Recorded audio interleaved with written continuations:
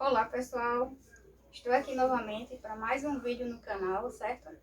E como o canal é sobre vida, vlog e química, hoje a gente vai falar um pouquinho sobre um experimento de química, certo?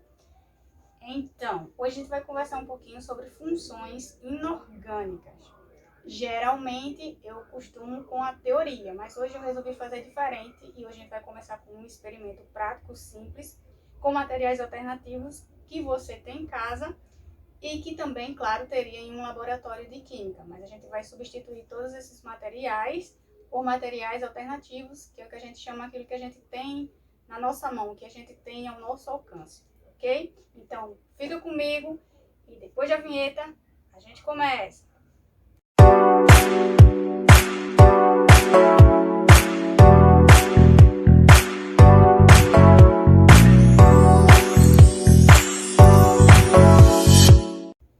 Então, pessoal, como eu falei no início, a gente hoje vai ver um experimento sobre funções inorgânicas, certo? Que são 4. São os ácidos, as bases, os sais e os óxidos, certo? Só que a gente vai trabalhar, no momento, apenas 2 dessas funções, que são os ácidos e as bases, ok?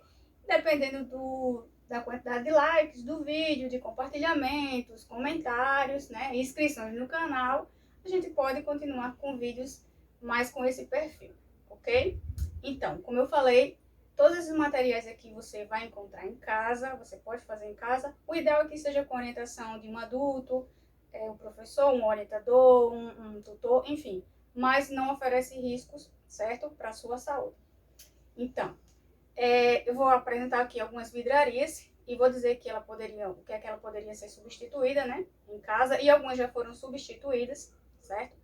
E depois a gente vai fazer o experimento em si, ok? Então, vocês podem ver aqui, ó, a gente tem alguns copos de Becker, certo? Que a gente tranquilamente poderia substituir por copos de geleia, de extrato de tomate, enfim. A gente tem também aqui, ó, Erlenmeyer, certo? Que poderia ser substituído pelo mesmo copinho, extrato de tomate, como eu falei, certo?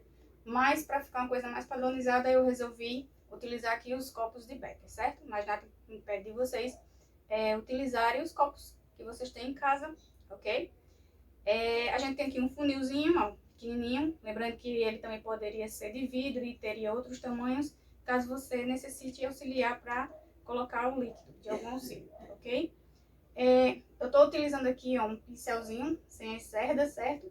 Que vai substituir o meu bastão de vidro, certo? Mas você pode fazer isso com um palito de churrasco também, caso você não tenha um pincel desse tipo em casa, ok? E aqui a gente tem uma substância dentro de uma garrafinha, ó, uma rolinha aqui, que no laboratório seria um balão volumétrico, ok? De fundo chato. Bom, feitas as devidas ressalvas aqui dos instrumentos, né, no caso aqui das vidrarias, vamos começar o experimento, certo?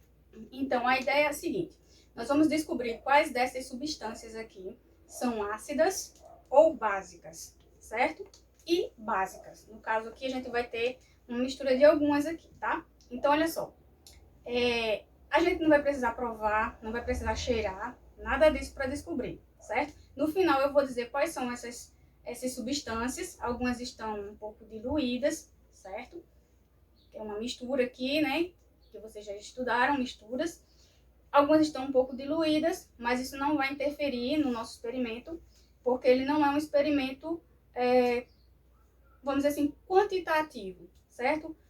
A quantidade aqui não vai interferir necessariamente no experimento. É apenas um experimento demonstrativo que vocês vão poder visualizar e a gente não está levando em conta essa questão quantitativa, certo? Se fosse, claro, a gente ia fazer as medições milimetricamente, certo? Mas a ideia aqui, o objetivo aqui não é esse. Vocês vão observar através de uma outra substância, que está aqui, ó, certo? E o nome dessa substância aqui é indicador. No caso aqui é um indicador natural. Lembrando que existem indicadores sintéticos também, né, de laboratório, mas esse aqui é um indicador natural. E essa substância aqui, adicionada a essas outras, através da mudança de cor, certo? Que essa mudança vai vir de acordo com o pH, que é o potencial hidrogeniônico, certo? que diz se aquela substância é básica, é ácida, certo? Então, é através do pH, certo? Então, dependendo do pH da substância, ela vai mudar de cor e quando isso acontecer, a gente vai conseguir identificar se ela é ácida ou básica, certo? E a gente também poderia, né, num experimento mais aprofundado, saber exatamente qual é a faixa desse pH. Lembrando que o pH vai de 0 a 14, certo? O pH 7 é o pH neutro, abaixo de 7 a gente considera ácido e acima de 7 a gente considera básico ou alcalino. Ok, pessoal? Então, olha só, eu peguei aqui o funil, mas não necessariamente a gente vai precisar nesse caso, mas porque a princípio eu pensei em utilizar tubos de ensaio, mas ficaria muito complicado aqui porque os que eu tenho são pequenos e os que eu tenho maiores, né, com abertura maior, não seria suficiente para todas as substâncias, certo? Mas se você precisar, o funil auxilia você, tá? Então vamos começar. Ó, eu vou adicionar um pouquinho da substância em cada um dos frascos, ok? No nosso primeiro frasco aqui, ó, vamos tentar visualizar qual a cor. Oh, percebam, adicionei um pouquinho só, tá? Eu vou mexer um pouquinho aqui, ó, só para homogeneizar melhor, ok? E vocês percebem que tinha uma determinada cor e agora a gente tem uma outra cor, certo? Então vamos lá, vamos para a segunda substância, ok? Vamos adicionar um pouquinho novamente. Não se preocupe, pessoal, todos os movimentos são friamente calculados, tá? Eu tô sem luva porque a substância não precisa. Claro que se precisasse eu estaria com luvas, com óculos de proteção, máscara e todos os EPIs necessários para o experimento, ok? Ó, percebam novamente, a gente teve uma nova mudança de coloração. Apenas um pouquinho, né, diferenciado aqui, ó, da outra. Mas é basicamente a mesma cor, certo? A gente vai para a terceira substância aqui, ok?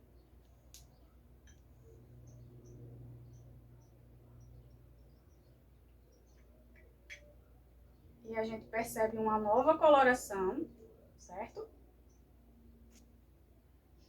Ok? Se vocês vão conseguir visualizar aí, tá? Mas a gente tem outra coloração aqui. E a gente vai para a quarta substância, certo?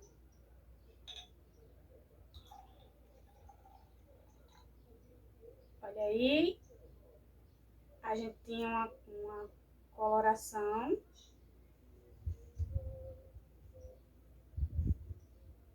E agora a gente tem uma outra coloração.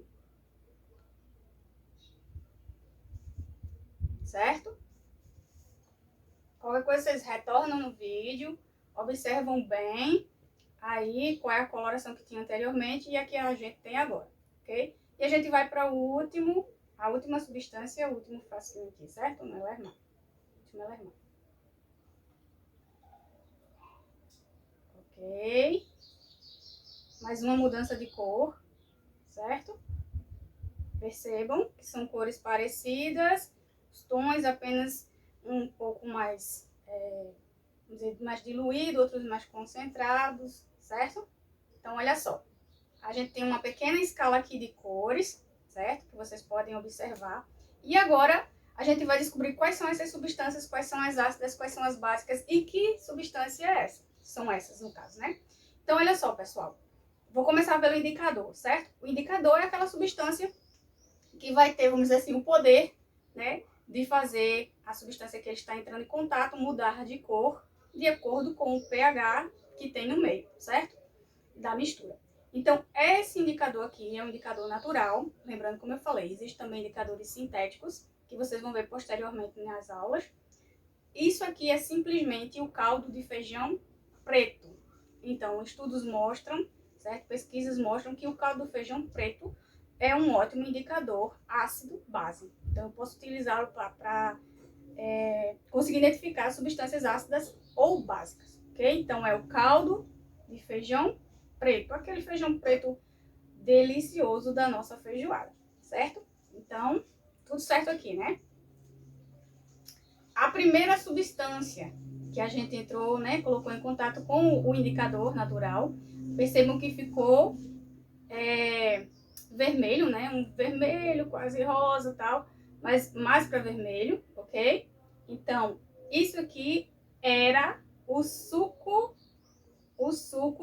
de limão, certo? Aquele nosso bom e velho suco de limão, de vitamina C, ok? Então, ele ficou vermelho na presença do indicador, certo? Do caldo do feijão, ficou avermelhado. Então, estava um pouquinho diluído, como eu falei, algumas substâncias estavam diluídas, que eu coloquei um pouquinho de água, certo? Mas nada interfere no resultado final. Como eu falei, o nosso experimento não tem, assim, eu não coloquei as mesmas quantidades exatas, coloquei volumes aproximados, certo? Porque isso não ia interferir, ok? É claro que se eu colocasse mais água, ia ficar cada vez, vamos dizer assim, mais diluído, mais fraco, uma coloração mais fraca.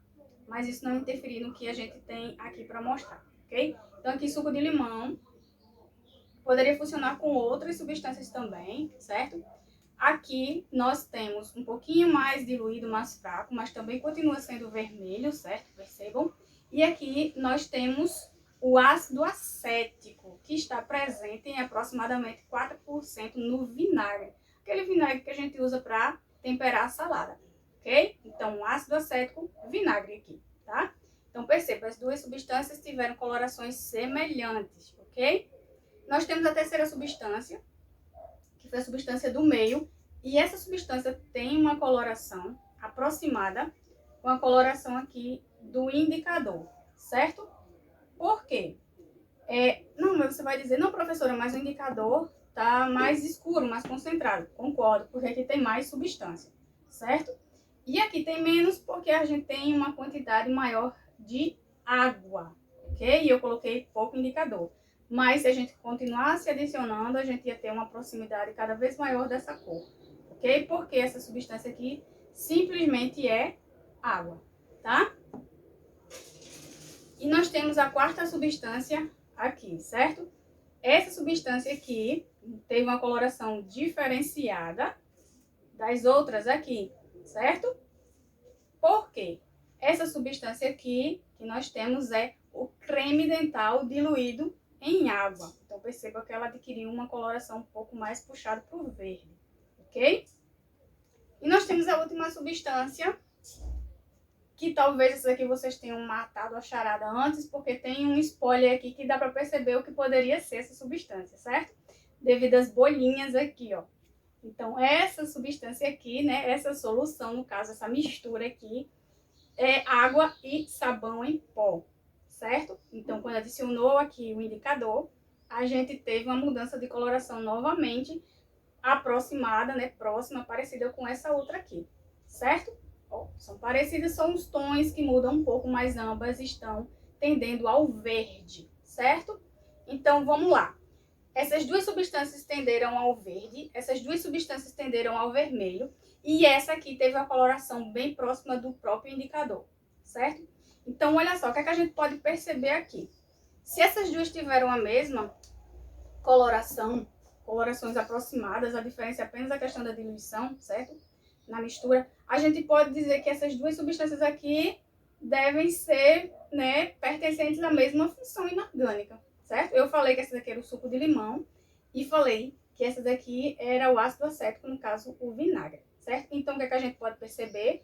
Que essas duas substâncias aqui são substâncias ácidas, com propriedades ácidas, porque a gente já deve ter adquirido essa informação na nossa vida, né? Dizer, o limão, a laranja, o abacaxi, a acerola, enfim, são frutas cítricas, ou seja, com propriedades ácidas, certo? Então, a gente não precisou provar nada, embora não tivesse nenhum risco, né? Porque a gente tanto toma o suco de limão, quanto usa o ácido acético no vinagre na salada, mas a gente percebeu através de um experimento simples que elas são substâncias ácidas, porque na presença desse indicador aqui, certo? Ficaram ambas com a coloração bem próximas. Então, na presença desse indicador do caldo do feijão preto, as substâncias ácidas vão adquirir coloração avermelhada, próximas ao vermelho, certo?